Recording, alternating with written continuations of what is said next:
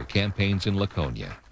That's followed by book notes with Professor David Frumkin and his book, In the Time of the Americans, the generation that changed America's role in the world.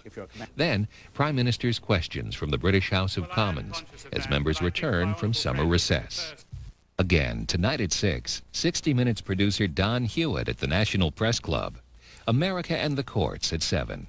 Then speeches by Dorothy Height and Elie Wiesel at the National Civil Rights Museum at 8 Eastern and Pacific Time.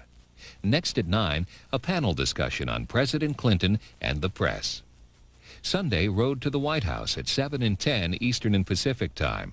Book notes at 8, followed by Prime Minister's questions at 9 Eastern and Pacific. Next, Federal Reserve Chairman Alan Greenspan. Friday, he addressed the National Italian-American Foundation's annual convention. For the next 40 minutes, he talks about the U.S. economy.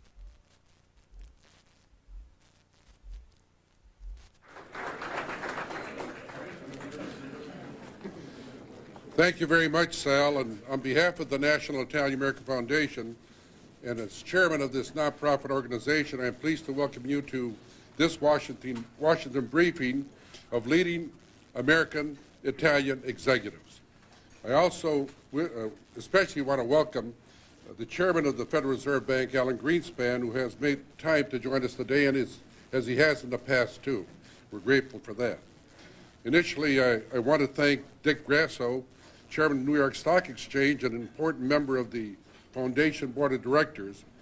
Dick has been gracious in his support of Foundation in a series of executive briefings held in Washington over the past 5 years. Doesn't happen to be here, but somewhere you get the message. Also, we have several board members here too that I should introduce: our President Frank Guerini and our Vice Chairman Art Gayarza. And the board members, would you all stand up, take a round of applause to these great guys.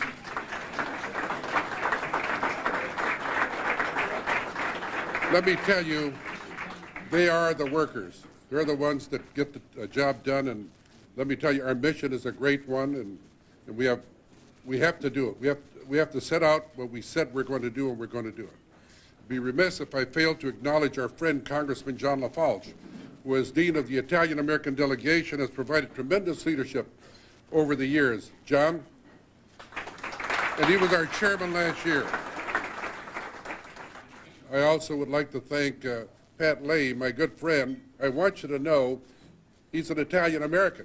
His mother is full-blooded Italian. Pat? Of course, Jerry Ferraro and Nancy Pelosi, you know, because you're involved in this government, and Connie Morello, and all others that I've missed. The foundation, like any nonprofit organization, relies on the support of corporations for activities such as today's luncheon. I would therefore like to extend our special appreciation to Corey Strupp and the J.P. Morgan for their sponsorship today. Corey, thank you very much. Finally, I'd like to introduce a member of the Senate who is chairman of the Budget Committee. He's an author too, Pasta, Power, and Politics. And keep promoting that because it's a very, very interesting book. And a person who's very influential in our Congress and in America. Great American. I've known him now for God knows how many years before you were elected senator, and he's a very good friend of all of us. And our next year's Foundation Gala Chairman, Senator Alphonse D'Amato.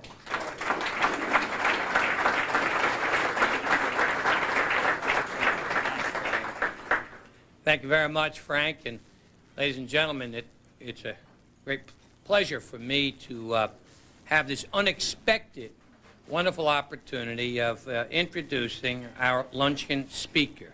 First of all, let me congratulate my dear friend Frank Guerini and our chairman, Frank Stella, for the great job they've done. Have you taken a look at that journal? Any of you in politics, look at it. My God, that is one piece of work. I mean, Rizzuto was in trouble. I mean, really. But thank you, Phil. And that is. Now, I don't know what the media will make of this. Alphonse Marcello D'Amato, chairman of the Banking Committee, introducing, in glowing terms, Chairman Greenspan. We have had our share of differences. But I want you to know, whatever the differences may be, they should not mask the admiration that I have for the chairman and the magnificent stewardship that he has brought to a profoundly important position. Everyone can second guess you. Everybody is in a position, and they do. They second guess Alan Greenspan. I've been known to do that on occasion. But that is my nature. In Italiano, they say escucha. Huh? I will not tell you what my mother used to say. It's not permitted. But anyway, about this propensity of mine. The fact of the matter is, criticize and demagogue from the left, criticize and demagogue from the right, no matter where he goes, there are those who can put forth their suggestion. That's our manner of government. But the fact of the matter is, if you look at the performance as it relates to economic activity, and look back to 1980 when we saw raging inflation, interest rates off the wall, record-breaking unemployment, heartache instead of opportunity, and that's what was taking place. We need someone who has the courage to steer the right course. Not Al D'Amato's version of what the right course might be, necessarily. Notice I put necessarily. Nor anyone else's. But the course of prudence, the course of constructive leadership, which will enable us to meet our goals and our objectives. It is my pleasure and privilege to introduce Chairman Alan Greenspan.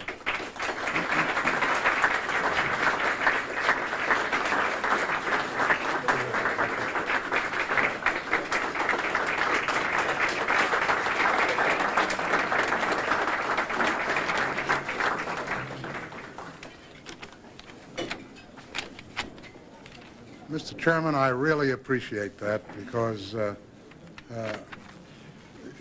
you've been watching the scene longer than I have, and to get a vote of appreciation from you is a fairly heavy vote, and I appreciate it, and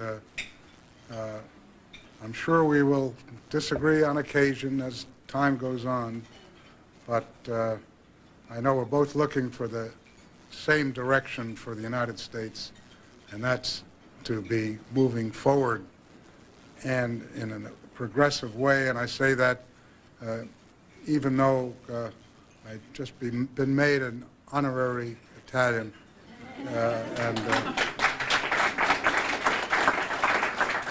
my secretary, who is a real one, is really going to appreciate this.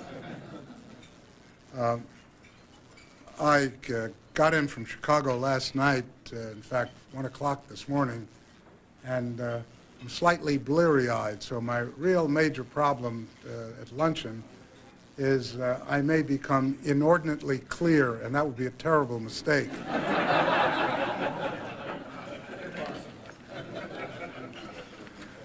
I thought what I might do is to take a specific subject, which I think is really of interest not only to the central bank, but essentially to all businesses. All of those of you who are some way or other involved in the question of business cycles. I remember when I first got into the economics business, which goes back a lot of decades, inventories were always the critical issue which one had to focus on to get a sense of where the American economy was going. Steel inventories would go up and down, automobile inventories would go up and down, and machinery inventories, and that really was the driving short-term force of what's been going on. As we got into the period of the 70s and especially the 1980s, there was an increasing view that as manufacturing and goods production as such became less and less an important factor in the economy, you would expect that this element within the cycles would be significantly suppressed.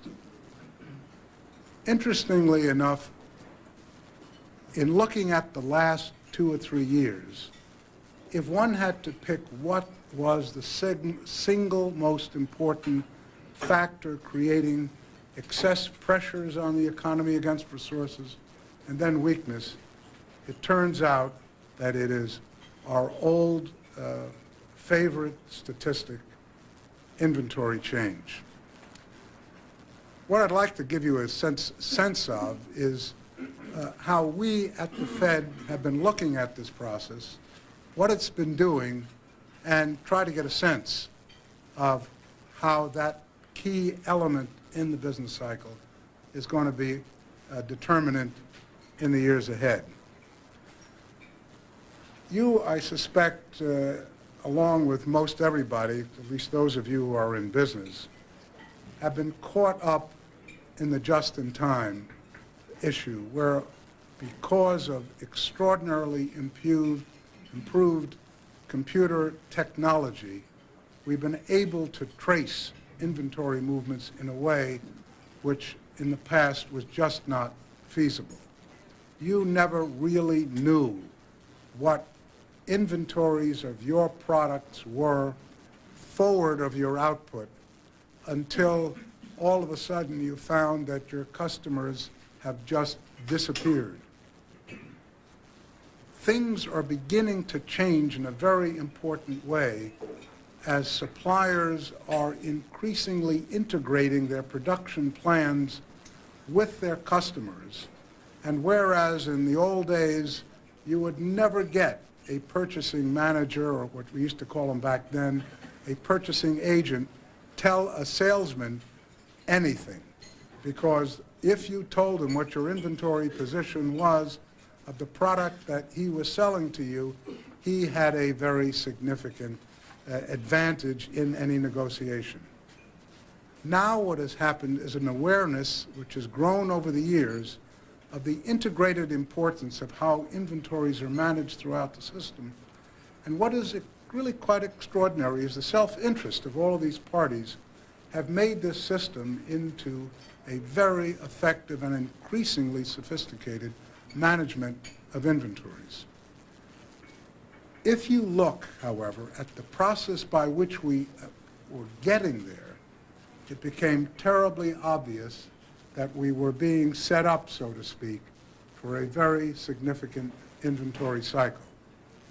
And the best way to describe this is that in the early part of the 1990s, when we found that the process of computerization of inventory management was finally beginning to work instead of lots of equipment and incoherence, that process very gradually, but under very pronounced, obvious pressure, kept bringing the inventory levels relative to sales down quarter after quarter, month after month.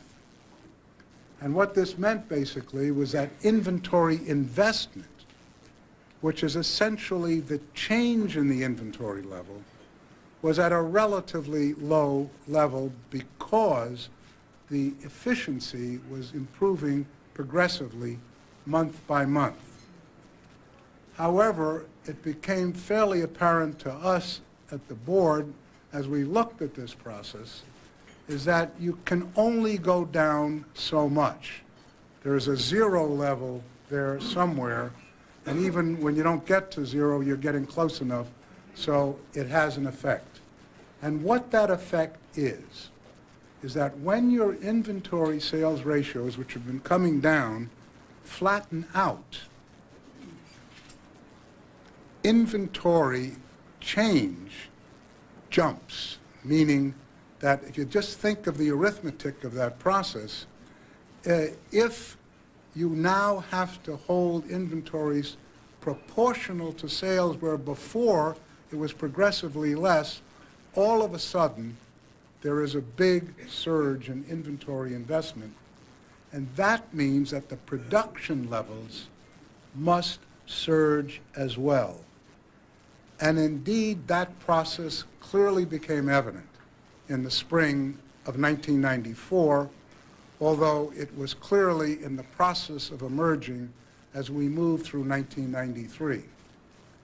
As a consequence of that, we had a very dramatic increase in the growth of the economy. We saw continuing pressures occurring, and as a consequence of that, we at the Federal Reserve continuously were responding to try to contain the extent to which the pressures were building in a manner which could become inflationarily destabilizing. What was very clear to us at the time is that if that big surge in inventory investment continued uncontained, and it kept feeding back on itself because clearly as the lead times on deliveries began to stretch out, as indeed they did during that period, the average purchasing manager would immediately escalate his particular desired goal for levels of inventory and purchase more.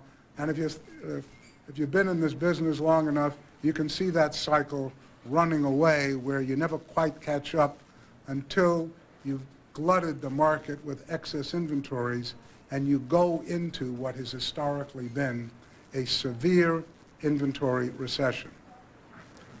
Having essentially cut the top off of this accelerated process, we, I believe, eliminated the probability of, in any significant sense, of a severe inventory recession, which probably would have taken place in sometime in the first half, say, of 1996. Having actually suppressed the process, we found, as you all are aware, in the early weeks of 1995, that the economy began to slow down quite appreciably. And indeed, what that reflected was the elimination of the high probability of this surging, unstable expansion and significant recession. But we put in its place, because of the slowdown and because you're holding the system back, an increasing probability of a recession which is significantly milder because you've taken the pressure off it, but nonetheless up close. And indeed, as I discussed before Senator D'Amato's committee earlier this year, it was pretty obvious that we were running into a softening economy which could conceivably spill over into a recession. We had to watch it very closely, and it wasn't clear until sometime in the middle of the year that the maximum risk of that mild recession had passed. And the reason that had occurred is that as inventory investment, that is the change in inventory, that is the rate of change in which your inventory levels are taking place, that basically peaked in the early months of this year. And then as the process began to adjust, that degree of inventory investment fell off very significantly, with the effect of very markedly slowing the pace of economic activity in the similar context that has occurred on occasion in the past. In the third quarter, the quarter just ended, our very preliminary data suggest that the rate of inventory investment, which is what determines its effect on aggregate economic activity, had slowed even below the slowed level of the second quarter. I might say that these data are weak in the sense that they get revised quite often, so it is conceivable that when we get final data, it will look somewhat different. But on a preliminary basis, it looks as though we are still getting through the third quarter and in the early weeks of the fourth quarter, still some inventory adjustment pressures that are going. This will obviously come to an end at some point, and the normal growth occurring in other parts of the economy will pick up. But there are offsetting factors to that, because while the inventory adjustment was taking place, we had a very significant continued acceleration in the capital goods markets. Orders were very strong. The rate of change was obviously unsustainable, and we are beginning to see that simmering down now, basically as profit margins, essentially operating profit margins, which are usually a key to the capital goods markets, have begun, after a very significant rise, to flatten out. So at the moment, we have a relatively balanced set of forces. It's difficult to read, and I'm sure they're not going to stay that way terribly long. And I'm purposefully trying to be as balanced as I can so nobody can infer what type of monetary action we may or may not take in the future. However, I do want to repeat one thing that I did indicate before Chairman D'Amato's Banking Committee back in the summer, and that is that the key element in the economic outlook is very closely related to whether the program for getting to a balanced budget succeeds.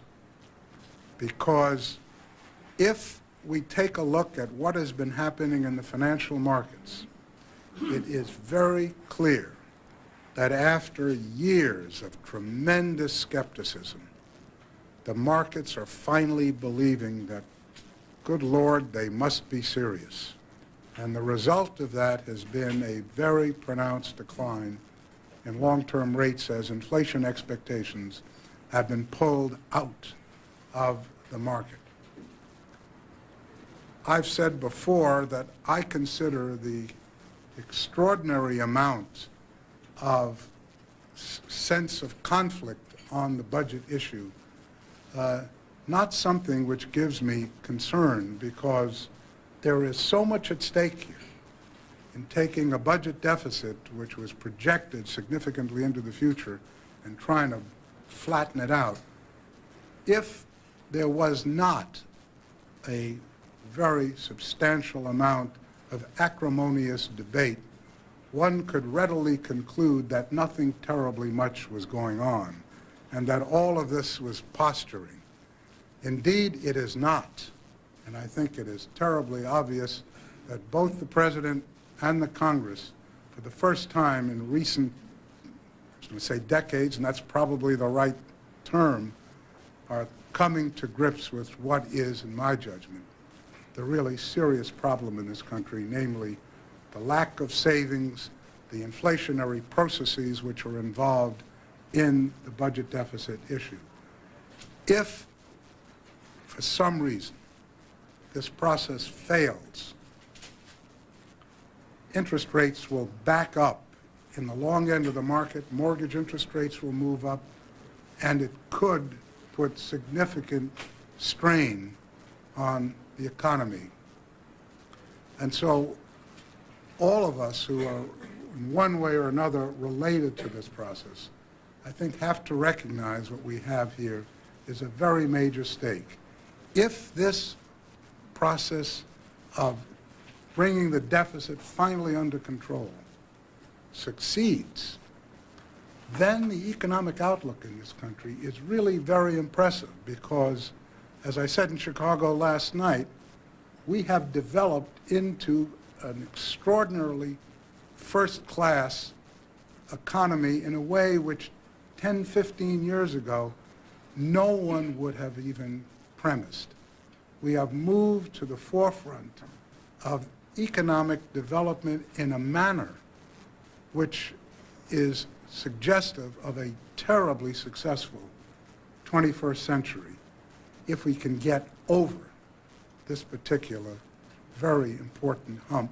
And for those of you who are actively involved, I wish you well. Thank you very much.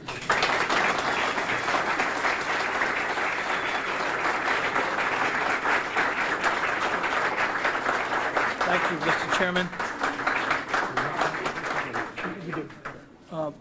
The chairman has graciously agreed to take some questions. We have some time, so anyone that has any questions, please feel free to ask. John? Chairman Greenspan, you've painted a positive outlook for the future. Would you care to comment on the seeming clash between increased earnings, increased profit, increased economic growth, and stagnant or decreasing real wages for the workforce, and what this portends for possible chasms and divisions within our society? Yeah, I addressed this issue last night in some detail, and there are two aspects to it. One of the questions I raised, because I was mainly focusing on the 21st century, is I was essentially saying, if we've made all of this technological process, if we have moved ahead of all of our competitors, if we have developed a software industry which is really the envy of the world, why is such a significant part of our population discouraged and have a sense of insecurity? I think there are two answers to that. One, the very rapidity of the change that is going on is creating a degree of turnover in the capital stock because it's so highly technologically sophisticated and obsoletes very fast, that it has created an environment in which our workforce has to deal with a capital which is changing very rapidly, and therefore there is a significant amount of job insecurity which is involved. I sort of quipped the other day that it struck me that if you were the capital stock, you would feel terribly insecure because you were changing so rapidly. And indeed, if you have to work with human capital, the human capital has got to get the interface. And I think a goodly part of that process is reflecting, as I indicated last night, this particular problem. I also indicated last night that we are on a path which has been going on for generations, indeed probably for all of human history, towards an increasing proportion of our gross domestic product which is conceptual, meaning ideas as substitutes for physical volume. And you can see all of the downsizing that occurs in the last 20, 30, 50 years.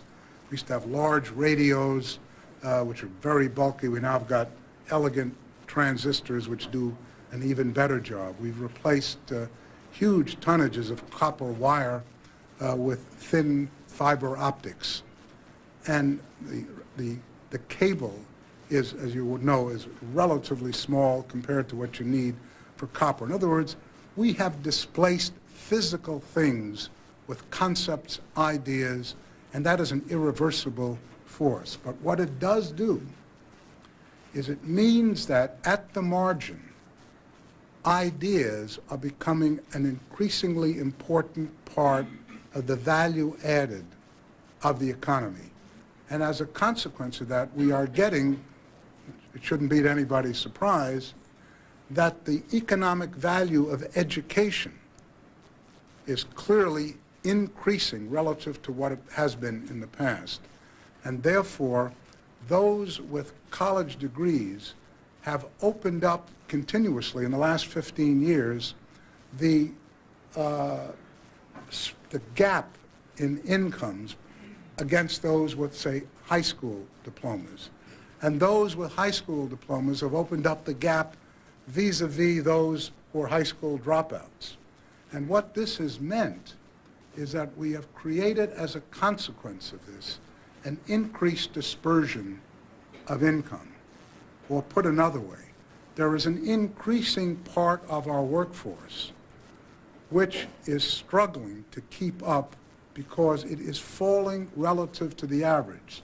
So even though the average in real terms is increasing, and even though, however measured, our standard of living on average is going up, because of this dispersion, we have seen that there is a significant minority of our workforce who are struggling in a very difficult environment of job insecurity, and in some cases, in fact, for a not small part, actually declines in real wages.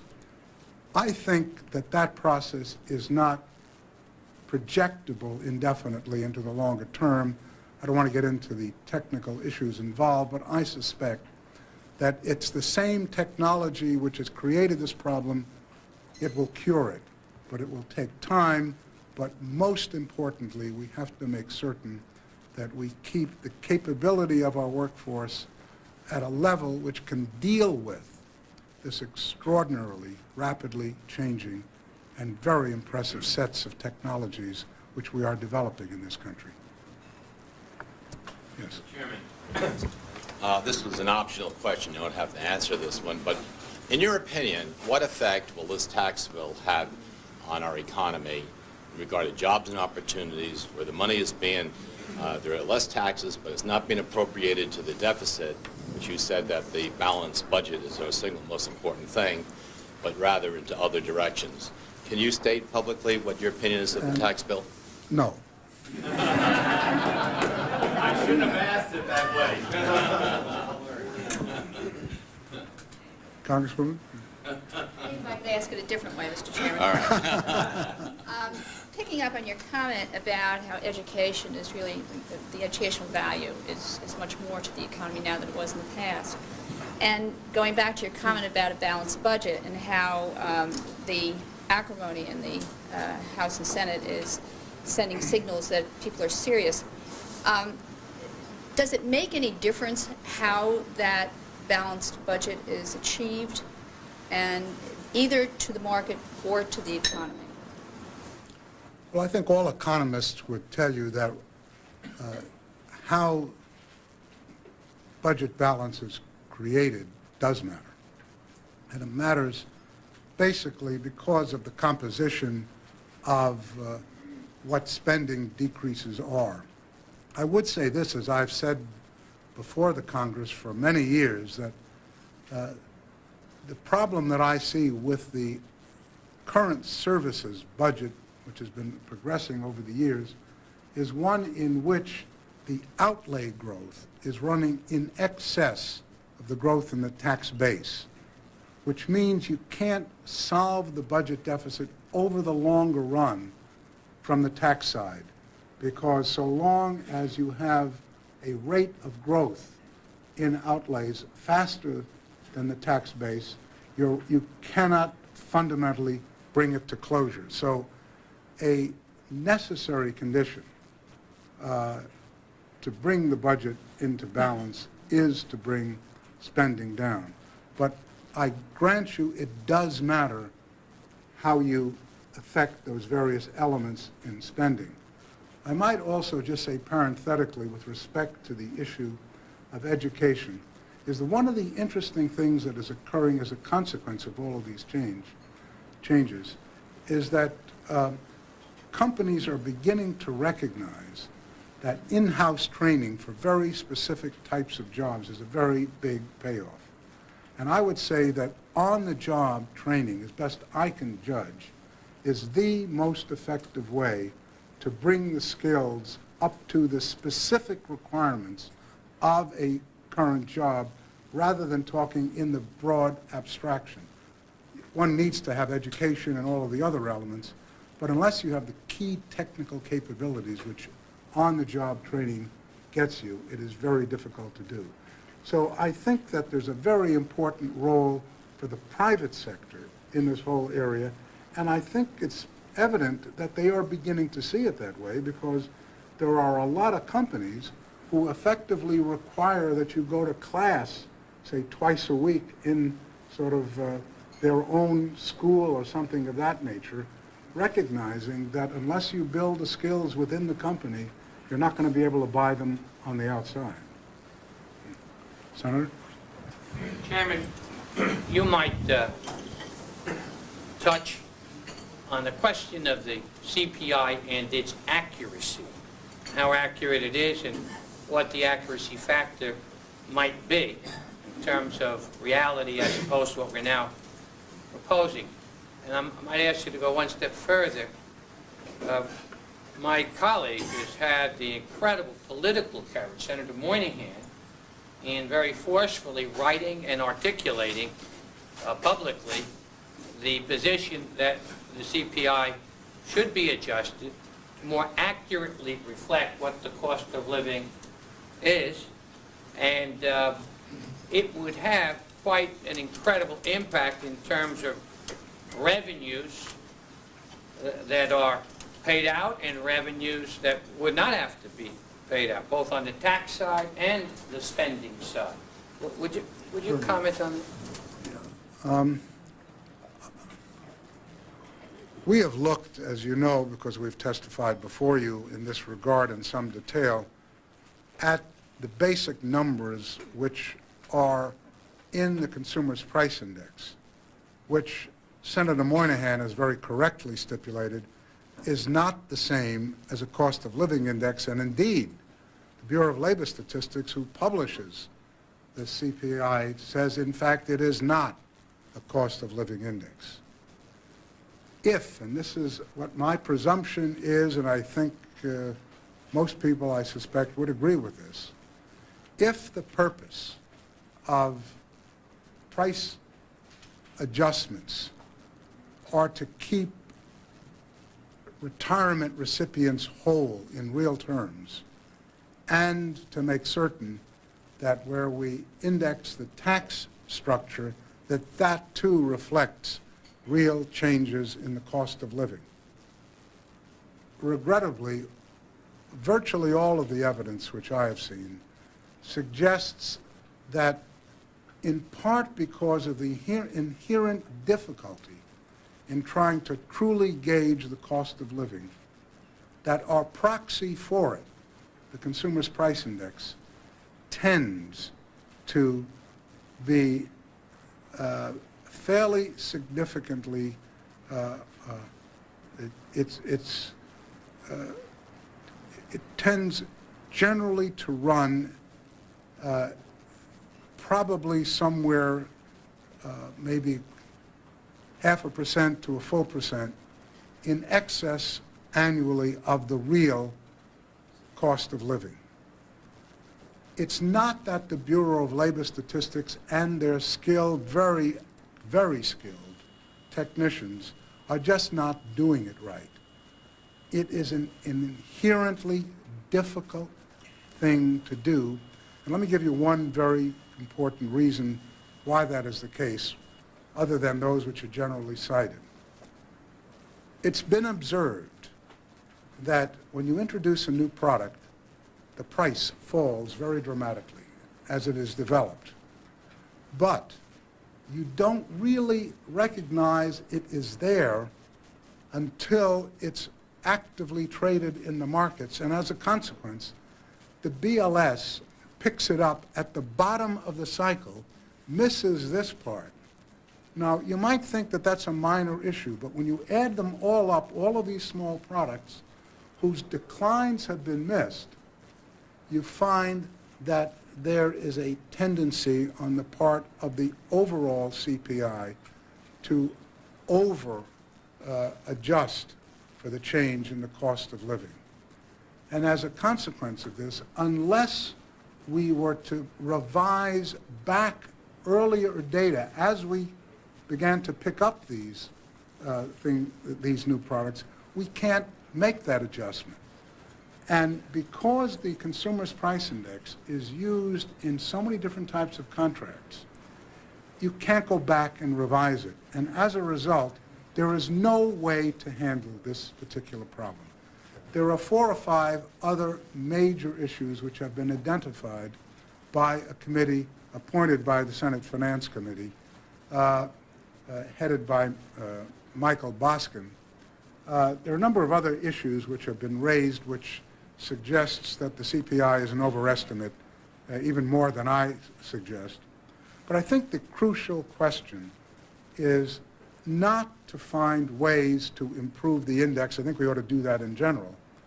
But to think in terms of the possibility, as I've raised before the budget committees, of a second index derived from the CPI, which more truly captures what the probable real change in the cost of living is. And I think that what is basically on the table is to try to find whether, in fact, that is feasible. This isn't an issue of cutting Social Security or increasing taxes or anything like that. This is an issue of adjusting for what is an overestimate of what, in fact, the gain in the cost of living is. Now, if in fact it is the desire of the Congress for there to be an increase over and above the cost of living in all of the benefit programs that are out there, then that should be legislated, or at least the existing statute should be interpreted in that way. I'm merely stipulating that as things stand in the context of trying to make people whole, that it is pretty clear, and I'd say probably with very few exceptions, something which is accepted by the economics profession, especially those who are experts in this particular area, that there has